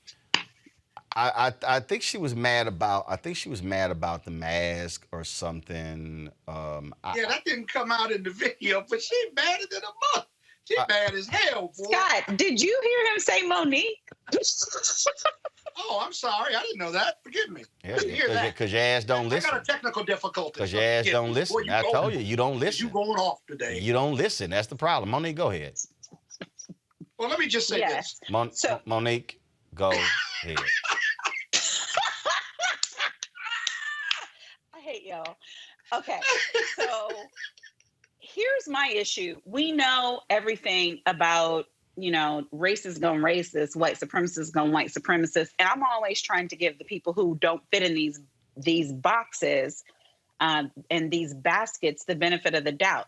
But what is clear to me in this video, and this is one of those things that if critical race theory was actually taught in schools, which it's not, ignoramuses, this is one of the things that they would teach. She goes from being mad to being rude to being racist. Her racism was always like right under the surface. And when she realized she couldn't yell and get her point across, then she couldn't call the employee a bitch and get her point across. She had to go for black bitch because black in her mind was an insult. Like that was a derogatory term. And then when she was still unfazed, she went for porches and monkeys and everything that she could think of. Hear me. If there is a single white person in America watching me right now, that doesn't come from nowhere, boo. That's in your spirit. That's your default setting. So you think that you just generically mad and insulted? But hear me, the people who are not racist, porch monkey doesn't just spill out. Black bitch doesn't find its way out of your mouth. It doesn't. So look at this as a case study. In your empirical class, your fictional class, CRT 101, because this is where you learn how white supremacy intersects with social construct, because that's what critical race theory is actually about. Yeah. Scott, go ahead. You got something to say? I just want to know. I'm not the host, though. About. Who gets that mad? Did a child get attacked?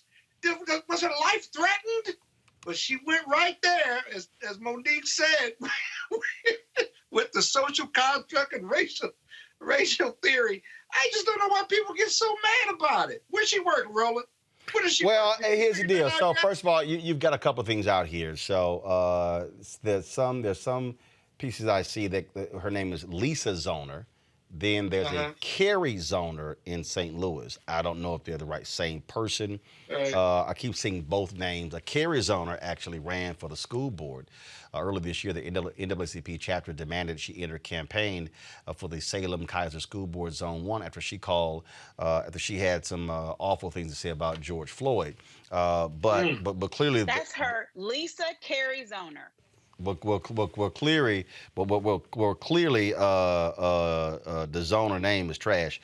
But Robert, I just, again, all I keep saying is, again, y'all just roll. I love the sister. Okay, boo. Mm-hmm. Yeah, okay. That don't hurt me. Mm-hmm. Well, right. No, gone. She was mad at the end. She was about to slap her at the end. And that's the thing. But no, the deal though, that actually is what drives them crazy. It drives them crazier. When you go, okay, boo. Mm-hmm. You done? Right. It drives them crazy. Robert, go ahead. Well, see, one of the interesting things is I wrote my senior thesis at Clark University on racial slurs. And part of what struck me is porch monkey is one of the older terms from the post-Reconstruction era. And so that doesn't just pop into your head. That is one you heard. That's one from your childhood. That is a deep down generation where you don't just slip and say porch monkey. You can claim you slipped and said the N-words sometimes, you were quoting a rap song, but you don't just slip and say porch monkey. That is some deep down intergenerational racism. And as I always say, this is exactly why I always have a gun with me. Because when a woman goes that crazy and starts calling black folks porch monkey in the store, I know last time with the city councilwoman, I said you need a nice 7.62. In that case, you need yourself a 10 millimeter, a pistol, a Glock 20, something along those lines. Okay, you want to have advocating violence, Robert. But also needs to be concealable. So is there a 10 millimeter gun? Yeah, the 10 millimeter right here. So, oh my God! And so you need the 10 millimeter. You need the 10 millimeter for bigger targets. So this is why I use my for wild hogs down on the property, mountain lions, those kinds of things. But you want to make sure that you got something more concealable than you will with the AR pistol, just to make sure. So look, these folks got to know because. Did you just brandish a weapon? Show it again. Show it again. Go, show it again. It's legal. What is happening? Show it again.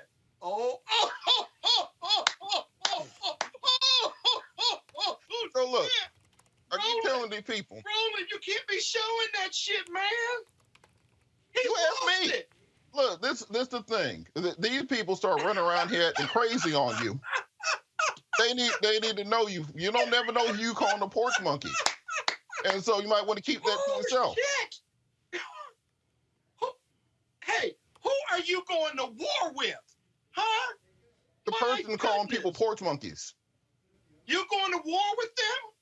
Look, I'm just saying those same people just look, Scott, those people just stormed the Capitol and tried to lynch the vice president.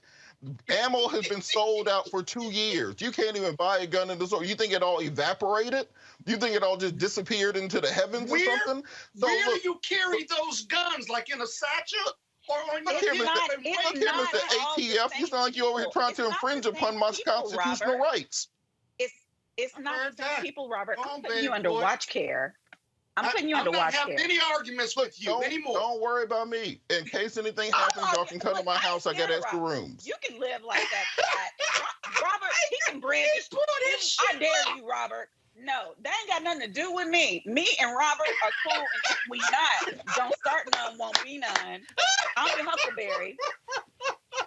Oh, he pulled his shit out right on national TV. He pulled his shit out.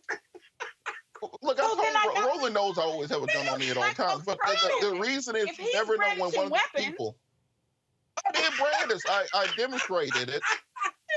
So the whole point is when these people go on these wild attacks, we saw the city councilwoman outside the Ku Klux Klan statue they had taken down.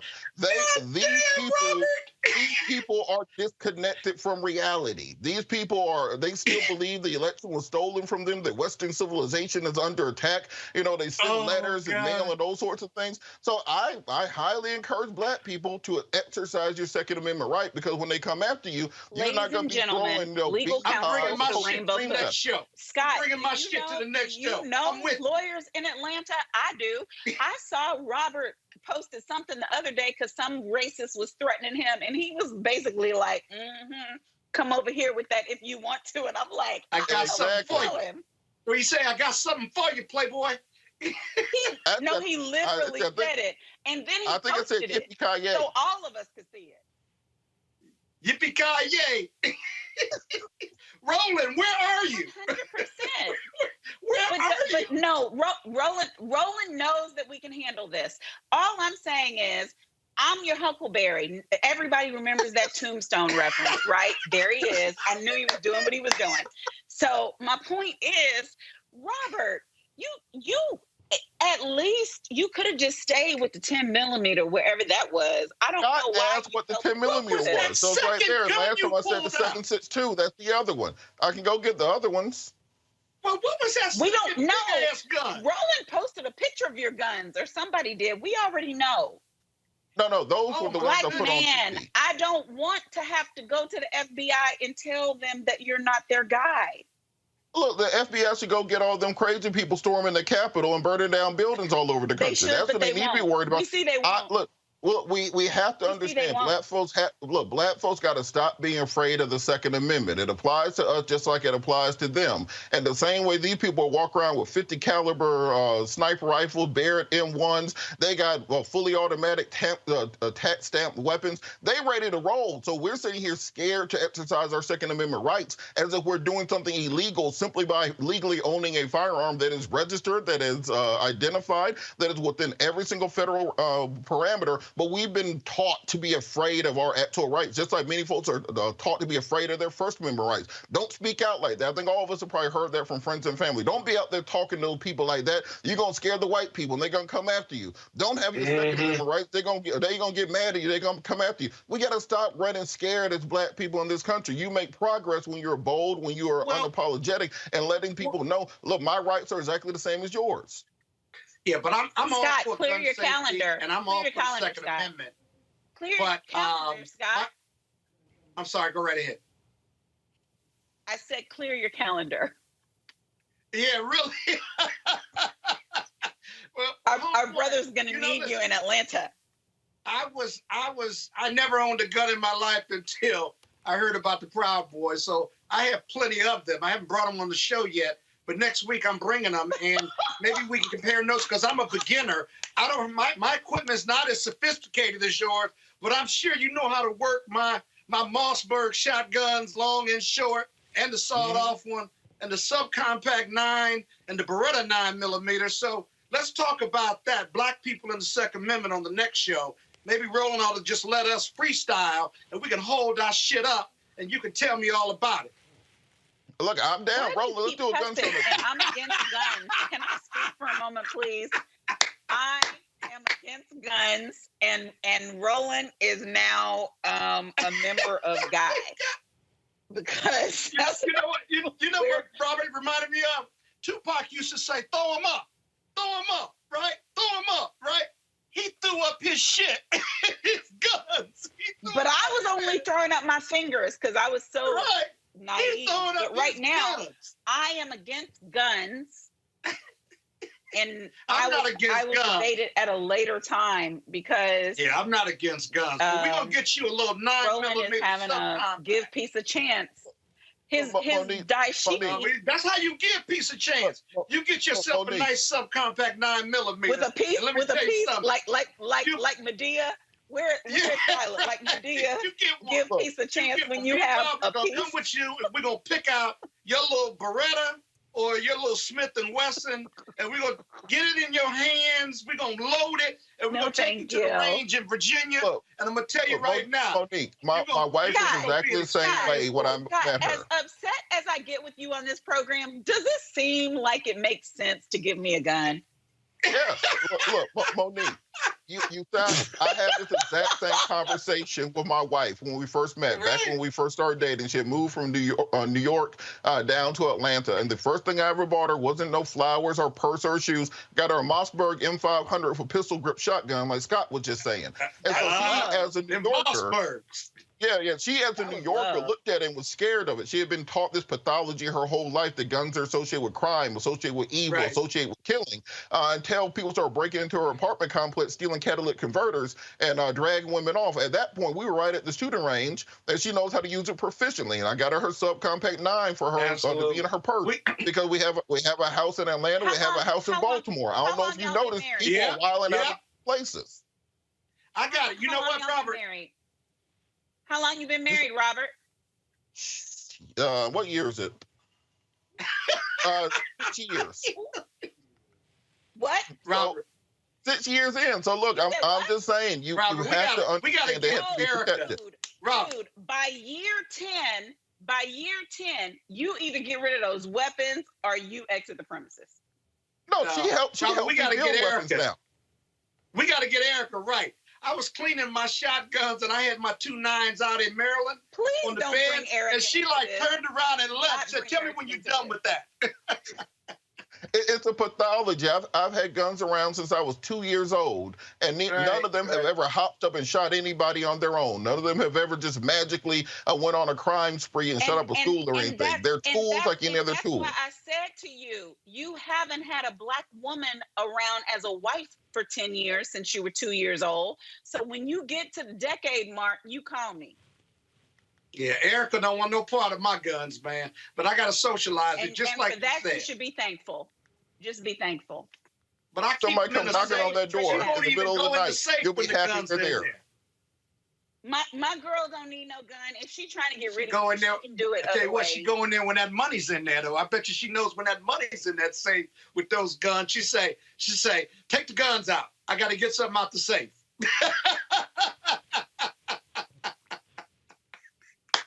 Y'all done? Yeah, I think we done. Because y'all, not now one of y'all can ever open your damn mouth to say never let your asses talk. No, we talked tonight. Thank you, Roland. You can't ever say that bullshit, again. but we Never, talked not tonight. now, ever. Roland, did you see his guns? Yeah, I saw his gun. Hardware? Yeah, stop talking. I gotta pay some bills. I'll be back. Before Till's murder, we saw struggle for civil rights as something grown-ups did. I feel that the generations before us have offered a lot of instruction. Organizing is really one of the only things that gives me the sanity and makes me feel purposeful. When Emmett Till was murdered, that's what attracted our attention.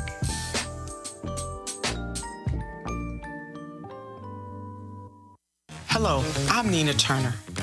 My grandmother used to say, all you need in life are 3 bones. The wishbone to keep you dreaming, the jawbone to help you speak truth to power, and the backbone to keep you standing through it all. I'm running for Congress because you deserve a leader who will stand up fearlessly on your behalf. Together, we will deliver Medicare for all, good jobs that pay a living wage, and bold justice reform. I'm Nina Turner, and I approve this message. Hey, y'all, join the blackest bus in America and hundreds of organizations on a freedom ride for voting rights. From June 18th to June 26th, join our caravan for rallies in cities and states from Louisiana to Virginia. And on June 26th, you can join us in Washington, D.C., or host a voting rights event in your own city. To learn how to get involved, text Freedom Ride to 797979.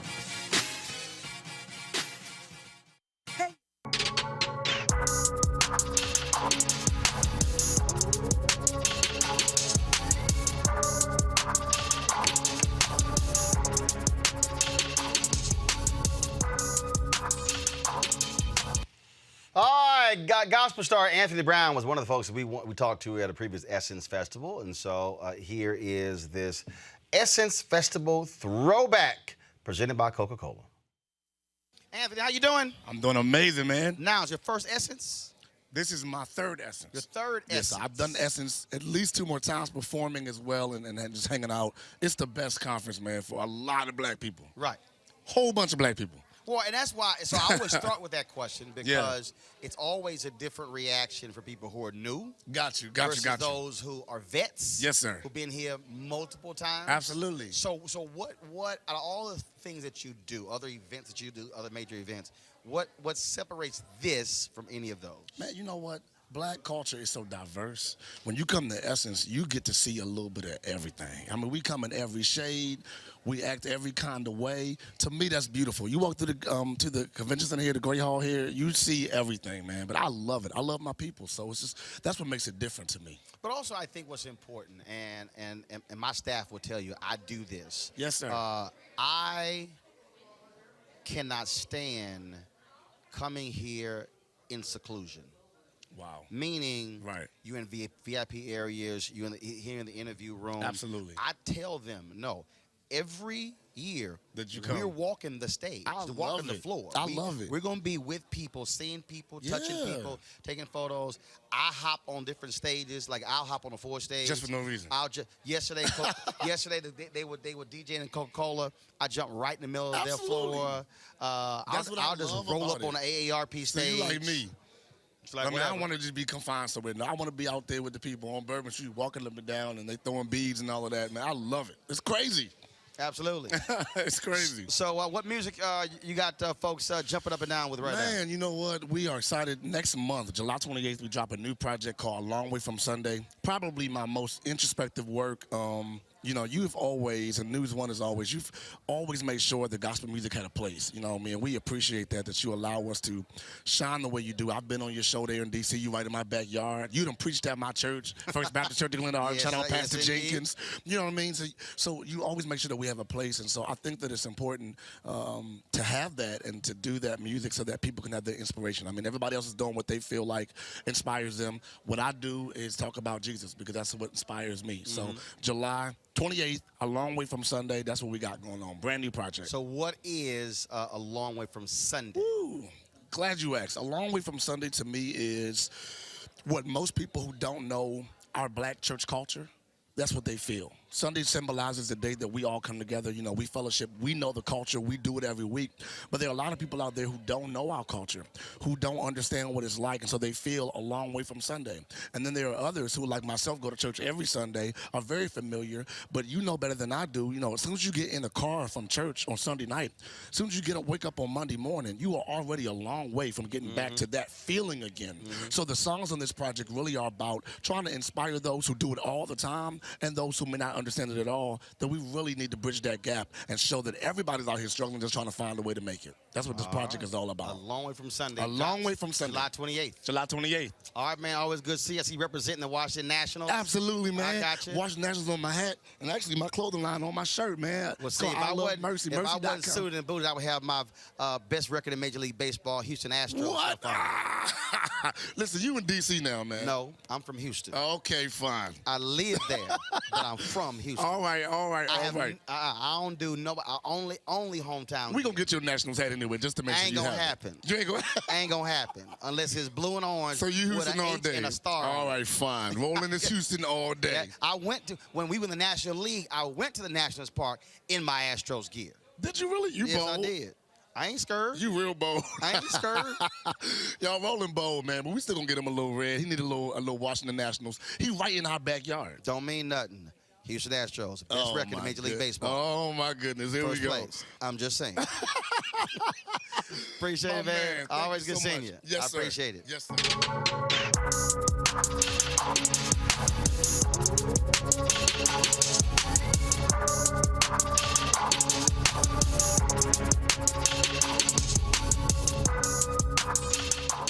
All right, folks, don't forget the Essence Virtual Festival, June 26th, June 27th. Panels beginning at 2 p.m., concerts beginning at 6 p.m.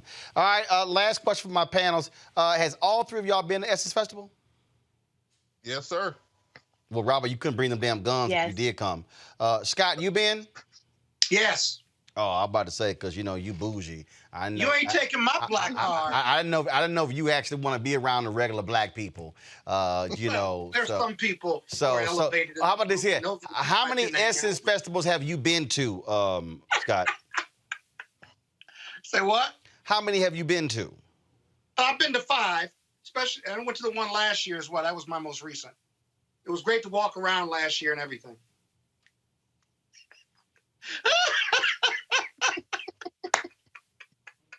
Robert, how many you been to? I've been to 2. It wasn't no damn Essence Festival last year. Somebody needs to say that. I know. I was just joking. I was just trying to test you and Roland. Robert, how many you been to? I've been to 2. So You said you've been to 2? Drunk aunties were a lot. So yeah, I can only handle 2. You can only handle 2. What? Too much blackness for you?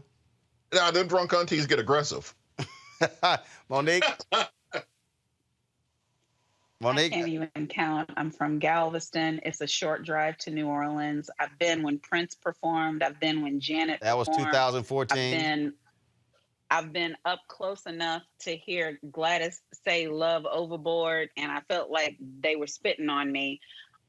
When Anthony Hamilton wasn't a thing, I've presented and moderated at Essence. I was there when Michael Eric Dyson, nobody knew what the 3 names was. Listen, See, I was there before you were with News One. So check me, boo, on some Essence Fest. That's all I'm saying. And I still stay at my same 2 places. And I wish I could stay there this year, but it's virtual. But I love it. I love everything about it. Sure do. Okay, so let's see who's authentic. Robert, your favorite Essence Festival moment or memory? Roland, I'm gonna make a confession. I get drunk at Essence wherever I go. I have very few memories. I have to look at the pictures. All right, Scott. He lying. I'm not lying at all. He lying. Scott. My favorite Essence, I get drunk too, but my favorite Essence moment was Beyonce. Which one? Whatever year that was. Which one? She performed more than once. Well, the one I was at. Monique. So one of my very favorite moments, and I've already mentioned the night because Gladys was performing on the main stage, as was Frankie Beverly. And Roland, I don't know if you remember this or not, but somebody in Frankie Beverly's band took sick. And they thought he was having a heart attack. And Frankie ran off and left off the stage. But everything ended up okay. But that same night, they had these rooms, like they had these smaller rooms that you could go into while the main stage was going on or afterward. And yeah, they're called super in, lounges. They're called super lounges. And Anthony was in one of those rooms singing new music. And let's just say, is everything you think now is old music. And well, we know that was a long ass time ago. If Anthony Yes. Hamilton was singing in the Super Lounge, so he yeah, that was was singing new music in the Super Lounge. That's one of my favorite memories. But my other favorite memories are things like, let me get in a whole lot of trouble, sitting with Omarosa and having a crab cob salad. You know, I got food memories. Cafe Du Monde with my cousin Shannon. I relish in going for shrimp and grits. I enjoy everything. The verticals that you've done, that Mike and Marcia have done, all of it. I love all of it. I love the entire experience. Well, I certainly have been to a number of Essence festivals, and the first one I went to was awesome, and that was where it was crazy because I was up in somebody's suite, and it was wild to actually see Frankie Beverly Mays performing and black folks doing line dances in the seats, on the floor, on the stage. And Scott, you don't have this experience, but that first Essence Festival, I was in the suites. The next year, I was actually stage right when Mays performed. Stage. I was actually on the stage. Now, stage. I know you don't know that experience, but it was interesting. So it was interesting to see the whole stadium doing the line dance from the suite up high, and then the next year to see them doing the same line dance from the stage. I got video of both. Won't he do it? I got video. Won't he do it? I got video of both of them, and when she say "won't he do it," she's not talking about Scott Bolden. So y'all got way classier experiences than mine were. Well, that's what happens when you don't drink. Yeah, y'all. So when you don't drink, you then remember when you don't drink, you remember there's a concert at night. I passed out in that Popeyes over there. Hey, I gotta go. You know the Popeyes on Canal Street? I passed out in there one time. It's 8 o'clock. Can I go? Scott. As long as I can come back next week. Scott, you could have left an hour ago. Well, I don't want to be rude to you, you know? Yeah, man, your computer wasn't working earlier, so we had to drop you and bring you back. But anyway, y'all, don't forget Virtual Festival, June 26th, 27th. And so please check it out. We're going to be online. And then, of course, on June 28th, we're going to do a recap of the first weekend of Essence Virtual Festival, and then we'll be back on July 5th for another recap. So y'all know how we do. If y'all want to support what we do here, Roland Martin Unfiltered, please join our Bring the Funk fan club. Every dollar you give goes support what we do. Cash App, $RM Unfiltered, PayPal.me/R Martin Unfiltered, Venmo.com is /RM Unfiltered. Zelle is Roland@RolandSMartin.com, Roland@RolandMartinUnfiltered.com. All right, y'all, just a couple of more weeks and we're in this space right here. We're moving. And so you can, let me tell you how normally we switch cameras. Y'all, we took the other 3 cameras out. We only got 1 camera in here. So we're packing up in the office, moving to our new location. I showed y'all what it looks like. It's fantastic. I cannot wait to tell y'all what we got next. And so y'all know how we do. We keep it real, keep it honest. And plus, y'all know can't nobody on MSNBC, CNN, Fox News, ABC, CBS, none of them rock some aviators. That's how we do it on Bring the Funk. I'm just saying. That's how we roll. All right, y'all. I'm going to see y'all tomorrow right here, Roland Martin Unfiltered. To all my Texans, yo, now the rest of the country know how we feel. Juneteenth being a national holiday. The bill passes the U.S. House 414-14, now goes to the desk of President Joe Biden to sign into law. I'm going to see y'all tomorrow.